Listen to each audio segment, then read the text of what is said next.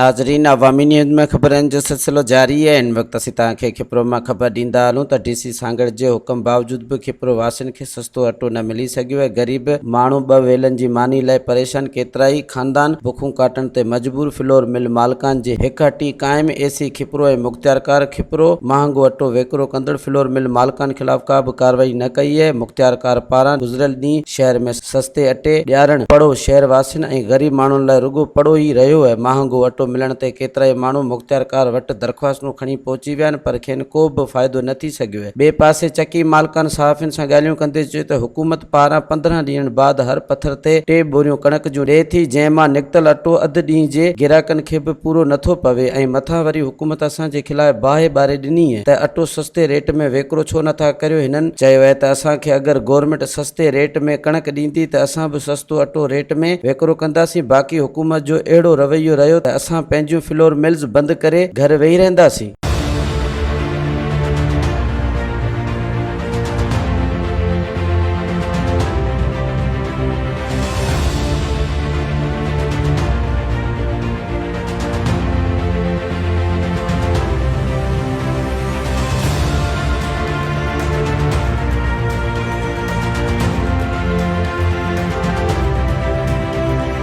क्या रेट है और क्या आपको चालान वगैरह मिला है? चालान मिला हमें, जो है ना कल बैंक खुलेगी, चालान भर के कल से आटा जो भी रेट गवर्नमेंट ने दिया उसके हिसाब से बेचेंगे कल।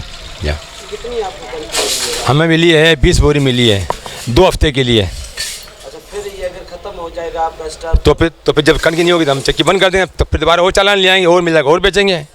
गवर्नमेंट देती रहेगी, हम बेचते रहेंगे। जो असांखे रोज़ जो मतिलबु फी जेको पत्थर असांजो आहे उन ते मतिलबु 3 बोरियूं मिलियूं आहिनि ऐं बाक़ी जेको असांजा टोटल आहिनि 9 पत्थर असांजी चक्की में। पोइ हाणे तव्हां हिसाबु लॻाए सघो था त असांखे एतिरो मतिलबु बचत बि कोन्हे। ऐं हींअर असां हलायूं पिया अटो फ़ी किलो 2400 रुपया मण।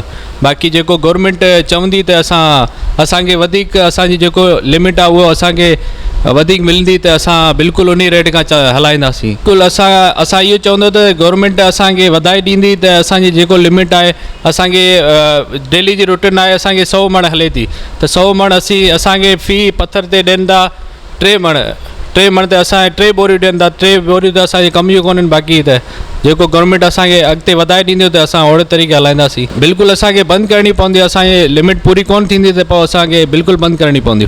असांखे हिन हिसाब सां कोटा मिले पई फ़ी पथर ते 3.5 बोरियूं। उहा कोटा असांजी हिकिड़े ॾींहं जी टोटल 21 बोरियूं मिलंदियूं 6 पथर आहिनि असांजे।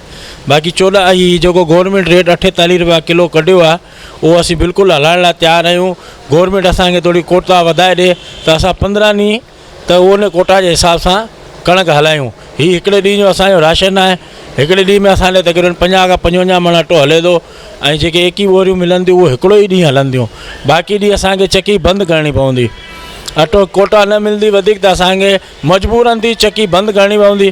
48 रुपया किलो असांखे रेट वारो कोन खाया थो। मज़ीद खबरों और तफसीलात के लिए विजिट करें हमारी वेबसाइट www.awamiNewsHD.com।